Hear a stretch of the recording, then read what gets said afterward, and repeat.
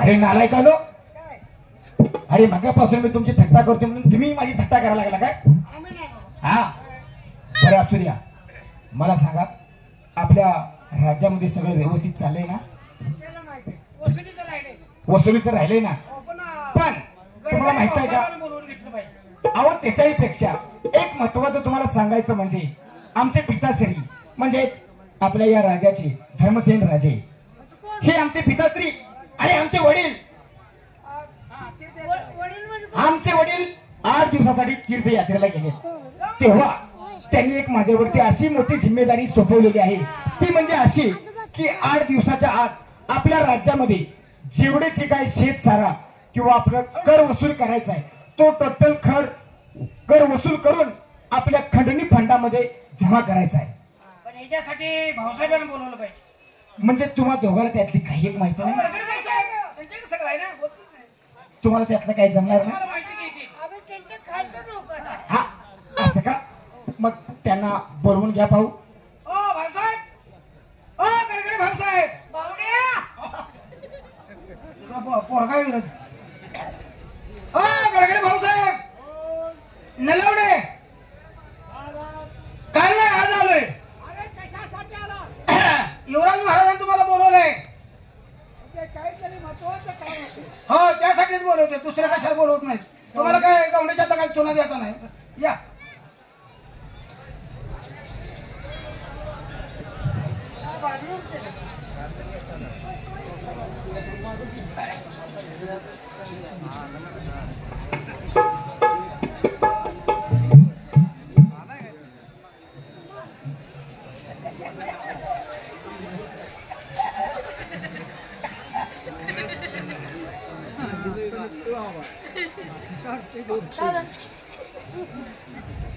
काय झालं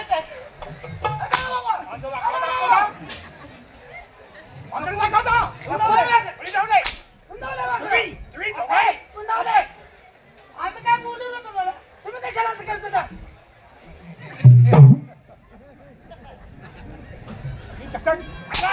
याची कल्पना आहे तुला? हा कल्पना मी नाही.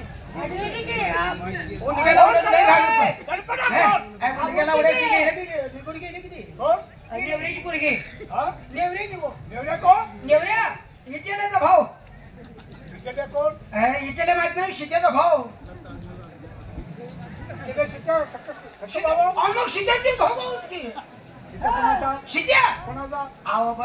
शित्या माहित नाही तुम्हाला? ते हे जाऊ चिंगीचा वरच्या राहत नाही ती चिंगी. अहो ती सिंधूची पोरगी चिंगी. तुम्हाला अक्कल आहे का? कुणाची नाव खायला लागलाय?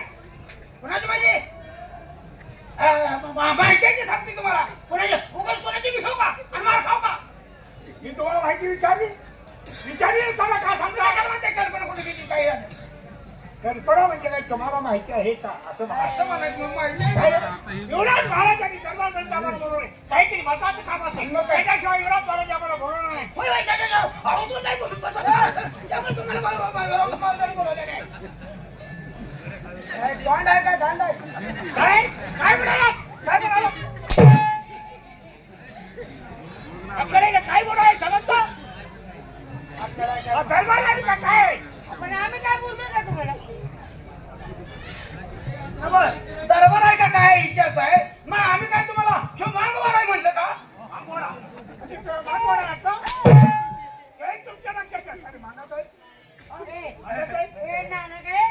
आम्ही मागायचं नाव, आम्ही मागवाड्यातच असतो या.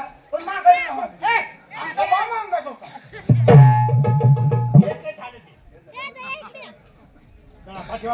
युवराज महाराजांनी बोलवलं ना. काय काय काय बोला बोला आज्ञा बोला आज्ञा.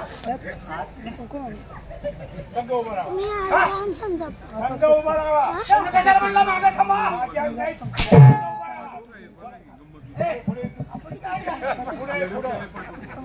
भाऊसाहेब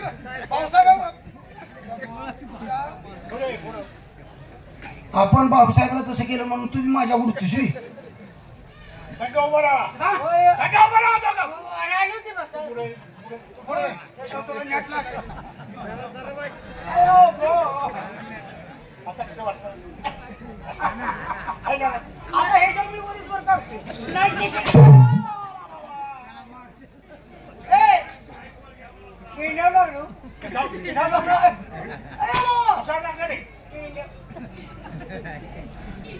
लागण्यासाठी मात्र हे करते ना कळलं का आता युवराज महाराज आतमध्ये हो ऐकलं थांबा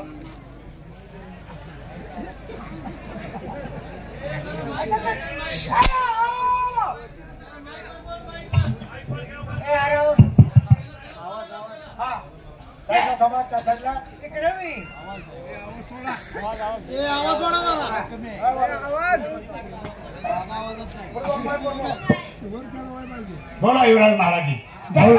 बोलवण्याचं कारण काय भाऊसाहेब तुम्हाला तातडीनं दरबारमध्ये बोलवण्याचं एकच कारण म्हणजे आमचे पिताश्री 8 दिवसासाठी तीर्थयात्रेसाठी निघून गेले. तेव्हा त्यांनी एक माझ्यावरती अशी जिम्मेदारी सोपवली आहे की 8 दिवसामध्ये आपल्या राष्ट्रातला जेवढा जो काही कर वसूल करायचा आहे तो 8 दिवसात कर वसूल करून आपल्या खंडणी फंडामध्ये जमा करायचा आहे. तेव्हा तो वरती फंडाला पाठवायचा आहे. हा तेव्हा महाराज गेले कुठं अहो तीर्थयात्रेला निघून गेले. म्हणजे महाराज तीर्थयात्रेसाठी गेले हो आणि तुमच्यावरती जबाबदारी सोपवली की संपूर्ण राष्ट्राचा वसूल गोळा करून वरती फंडाला पाठवायचा. बरोबर आहे. काय शिकवू नका म्हणजे याचं तुम्हाला सर्व नॉलेज आहे तर हो नक्की तुम्हाला ज्ञान आहे ना. आता तुम्हाला तो वसूल गोळा करता येणार नाही. अहो कसं शक्य आहे? मी एकटा कसा करेन? हा तेव्हा अचानक तुमच्यावरची जबाबदारी सोपवली महाराजांनी म्हटल्यानंतर तुम्हाला वसूल गोळा करता येईल. अहो थोडंफार याच्यासाठी घाबरण्यासारखं डोकं वाटतं. चालवलं पाहिजे. हो पण कशा पद्धतीने? युवराज महाराज आहे आपल्या राष्ट्रामध्ये 3 वार्ड आहे. 3 वार्ड? हो ते आणि कोणते हो? गोरगरीब समाज बर शेतकरी समाज हा. आणि सावकारी समाज म्हणजे हे 3 वार्ड आहेत. 3 वार्ड आहेत. हा. हा 3 वार्ड प्रत्येकाला नेमून द्या. बर म्हणजे काय होईल 8 दिवसाचा संपूर्ण वसूल गोळा होईल. म्हणजे 3 वार्डात 3 जर कामगार आपण नेमून दिले आपले 3 कामगार जर तिकडे पाडले तर नक्कीच आपला कर वसूल होईल. हो असं ना. मग एक काम करूया आपण. वारे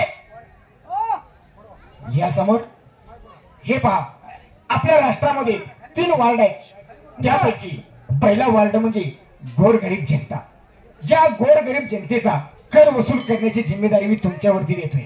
माझ्यावर हा तुम्ही गोरगरिबाची काय काळजी करू नका. म्हणजे? त्यांना एवढं लसूण सुद्धा देत नाही. लसूण येत नाही म्हणजे दुःख होत नाही. दुखवत नाही म्हणजे नेमकं काय रे? त्यांना त्रास देत नाही. हो अरे पण कोणता त्रास देत नाहीस?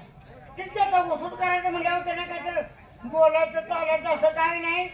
तरी पण तू कशा पद्धतीने कर वसूल करशील? त्यांनी म्हणलं पाहिजे वारी साहेब आले तर हा त्यांच्या मनानं दिलं पाहिजे मला. आणि समजा जर एखाद्याची आज द्यायची ऐपत नसेल तर तू काय करशील रे? कशाला काय करतो या हा त्यांना दुखवत नाही. मग गोड बोलून त्यांच्याकडे वसूल करतो. हा असं ना. म्हणजे तुझ्याकडे जिम्मेदारी दिली कुठली? गोरगरीब जनतेकडून. बरोबर ना. हो. हा तर तू तुझ्या मार्गावरती जाऊ शकतोस. नसेल तर तुम्ही एकत्र जावा. त्यावर बाजूला थांब. हा ओ सदाकडे 2 नंबर हे पहा. 2 नंबर 2 नंबरचा वार्ड तुमच्याकडे देते. 2